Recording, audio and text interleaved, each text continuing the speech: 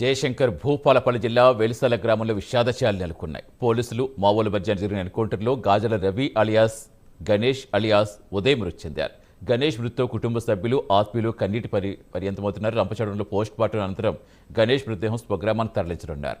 గణేష్ను కడసారి చూసేందుకు బంధుమిత్రులు ఆత్మీయులు ఎదురు చూస్తున్నారు.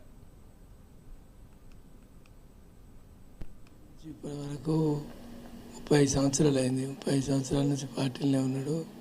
పార్టీలో ఒక ఆమెను మ్యారేజ్ చేసుకున్నాడు. ఆమె పేరు మీనా ప్రమీల. ఆమె కూడా 6 సంవత్సరాల కింద చనిపోయింది ఎన్కౌంటర్లో. ఆమె కూడా బూటకప్ ఎన్కౌంటర్ సేమ్. ఆమె కూడా చనిపోయింది. అయితే మా తమ్ముడు నాకు కలిసింది ఎప్పుడంటే చర్చలప్పుడే కలిసిండు. మధ్యలో ఎప్పుడు కలవలేదు. రమ్మనంటే రానన్నాడు. నాకైతే పోతే వచ్చిండు తప్ప ఆయన రావడానికి సిద్ధపడలేదు. ఆయన పార్టీకి ఎంత సేవ చేసిండో ప్రజలకు తెలుసు. ప్రజలకు ఎంత సేవ చేసిండో ప్రజలకు తెలుసు. మాకన్నా ఎక్కువ నష్టం ప్రజలకే జరిగింది. ఇప్పుడు ప్రజలను పోగు చేసుకొని ప్రతిదానికి హక్కు కొరకు కొట్లాడిన వ్యక్తి. అటువంటి వ్యక్తి మా అన్నదమ్ముల గొప్పోడు.